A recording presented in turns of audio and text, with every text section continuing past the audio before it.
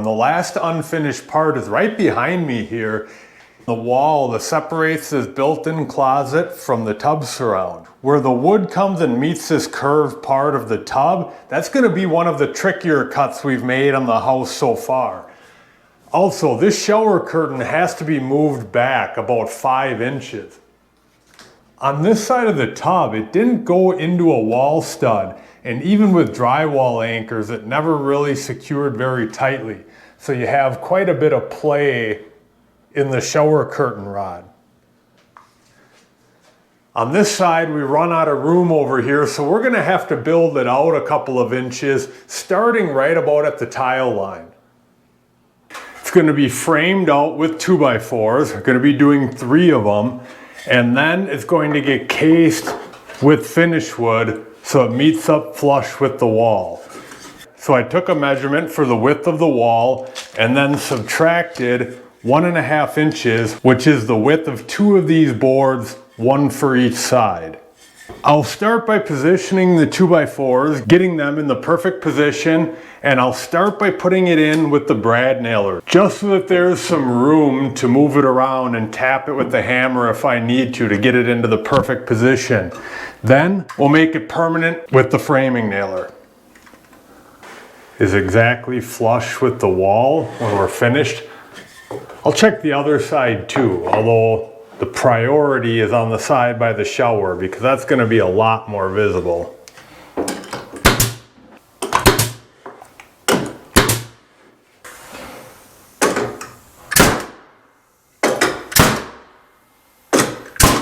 All right, now for number 2. Gets a little bit easier each time. We just got to line it up with the first one.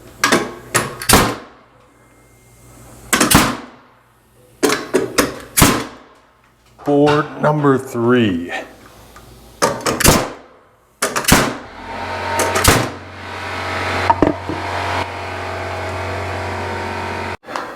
This is what we have so far with just the 2x4s up.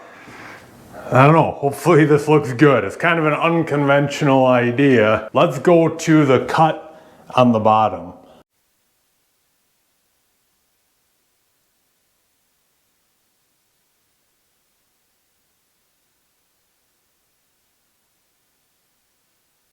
Now that the cuts are drawn out on the board, it should be a little bit more clear. So this rectangle on the bottom, I'm going to cut out with a combination of the table saw and the jigsaw. That's just going to get cut out completely. Then you have this shaded area on the side and back. That's what I'm going to route out with the Dremel.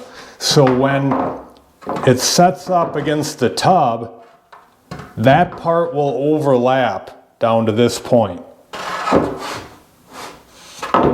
All right, I'm gonna go get cutting. Cutting out the notch was pretty straightforward, but now we need to get this part out of there, and I'm gonna use this bit on the Dremel. It's a lot of wood to take out with that bit. I don't know. We're just gonna give it a shot, see what happens.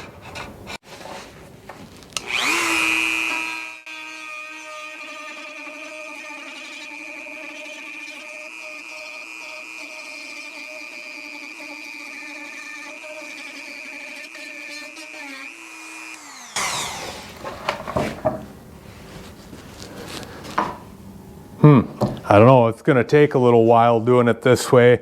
I'm gonna keep giving it a little bit of a go here. I'm gonna put a dust mask on. This lets off a really fine dust. I'll catch back up with you after I've worked on it for a couple of minutes. And not gonna lie, it's a little tedious, but it's not that bad. After maybe 5 minutes, maybe 10 minutes, this is where it's at so far. I mean, still there's work that needs to be done. Where I have to be real careful is on this outside edge.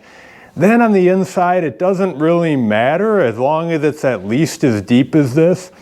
It should fit fine and you wouldn't see the inside. So I've got to take a little bit more off the bottom here, a little bit more off the inside.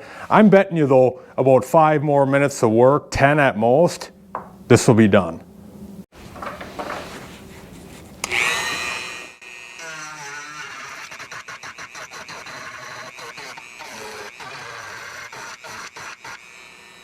Right, here's what it ended up looking like Now it did only take me about 10 more minutes to finish that, except that I had to bring it in and out a couple of times to get it to fit just right.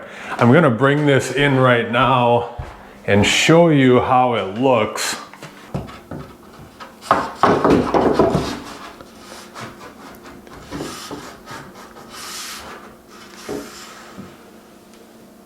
So after the adjustments I made, which did take a little bit of going in and out and even cutting this side again on the table saw because it hung over the tiles too far, now it fits nicely. So next step is to case this. I think I'm going to build it on the ground and then attach it to the framing after. It's going to have 3 sides to it and 1 bottom piece. This bottom is not going to be a cap that goes over these 3 boards. It's going to fit inside of them. And at the end, I'll probably take the router with the round over bit and just go over these 3 sides on the bottom to give it a little bit more of a finished look. Only took a couple of minutes to cut those 4 pieces. Now we're going to put them together. This is the bottom and this is the top. The only reason that matters is that I want the nicer side facing the bottom where it'll be a little bit more visible. Just going to line up one side at a time. I'm probably going to have to clean up a little bit of glue on the outside. I'm staying a little off the bottom for nailing because I want to go around this with the router later. Don't want to route through any nails. All right, on to side number 2 here. A couple of those nails popped through, so I'm going to have to get out a needle nose pliers and get those out of there. I don't know if you can see that, and even one through the side here. It's all right, should be able to handle that just fine during the touch-up work. Maybe I'll even touch this up and paint it on the ground too.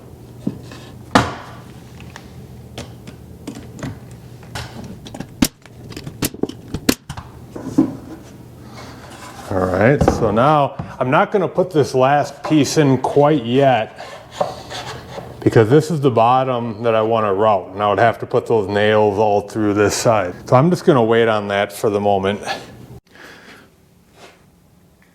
All right, here's the routing setup. Our wood casing is clamped to this workbench, sticking up over the top so it can get all the way around with the router here. This bottom piece is just set into place right now just to give it a little more stability so that these don't want to squeeze in right here, and maybe to keep the router from tipping side to side a little bit.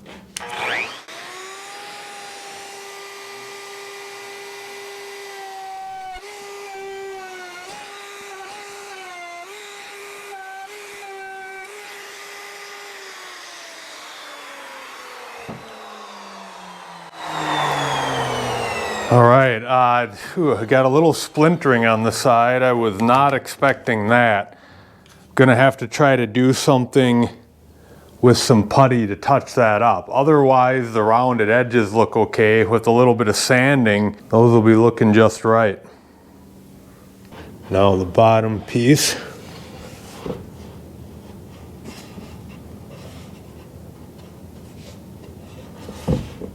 Want to get that lined up just right because this is going to be a really visible part.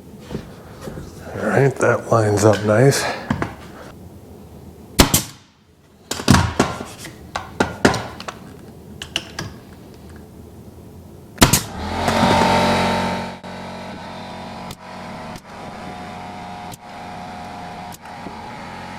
Here's what it's meant to look like when it's put into place.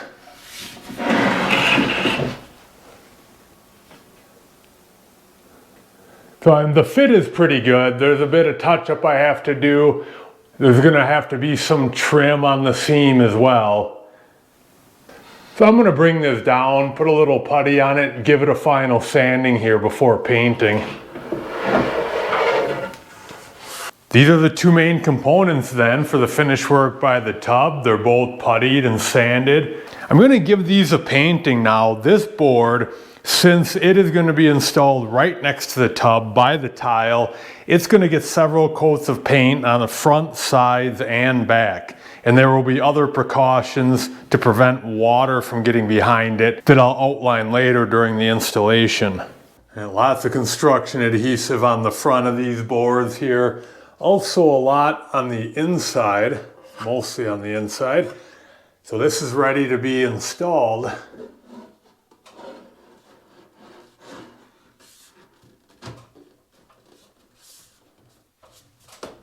Let me just get some nails into this while we're at it.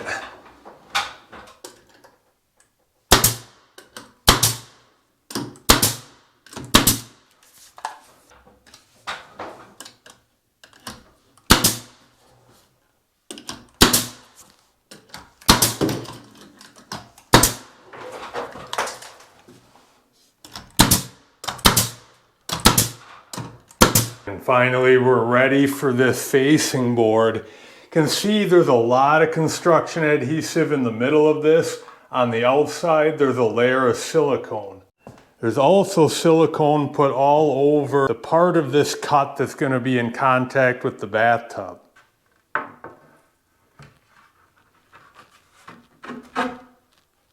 It's a really tight fit on the top, and that's a good thing. It's actually a really tight fit pretty much everywhere. All right, I'm going to start by the tub with the nails.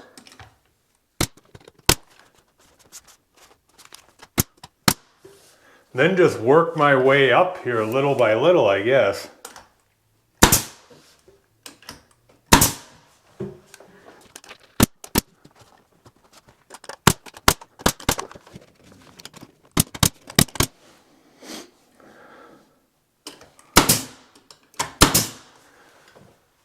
Alright, and I think that's gonna be good. Time to move back to the shower curtain rod now.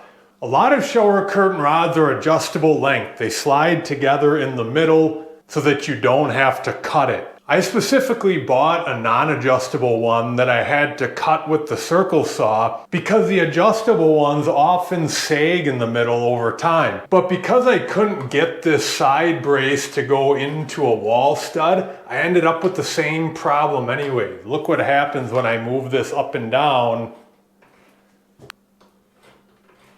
Came out easy enough. Pulling those drywall anchors out always causes a little bit of a mess.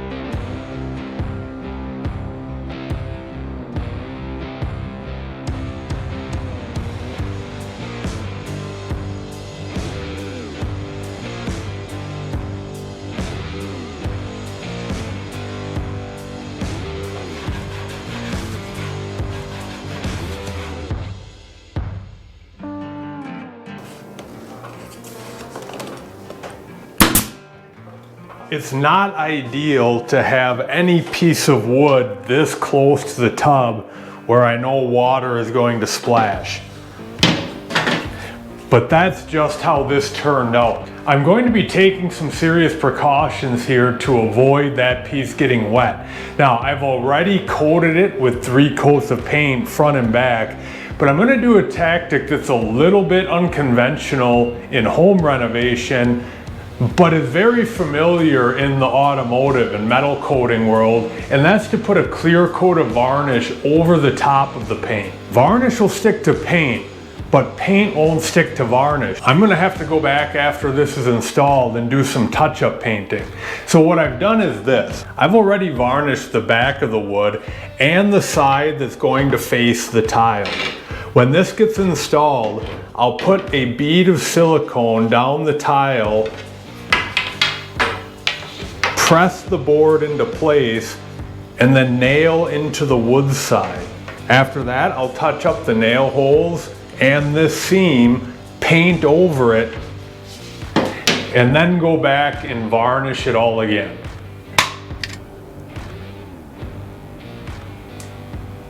I made sure to get the caulking in the seam between the wood and the tile and then overlapping here. I don't want it too much on this side. If silicone squeezes out between the two wood pieces, probably not going to be able to do any touch up there. Paint won't stick to anything.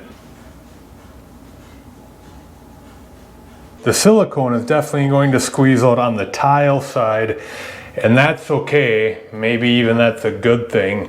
I'll definitely have to clean it up, but it'll keep water from getting in there.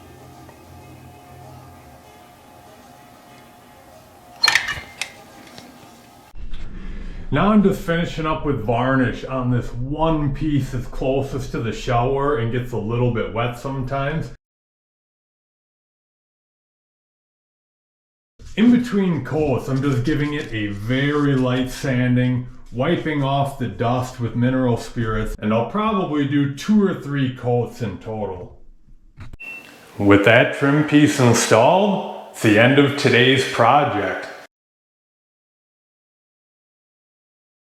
And with that finish, it's not just the end of today's project, but it's the end of the bathroom project as a whole. I'm really excited about this. This bathroom renovation has been such a marathon of a project.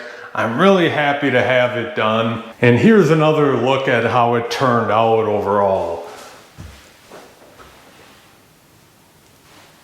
At this point, it seems like it's just been ages since tearing out the old bathroom, building the temporary shower in the basement.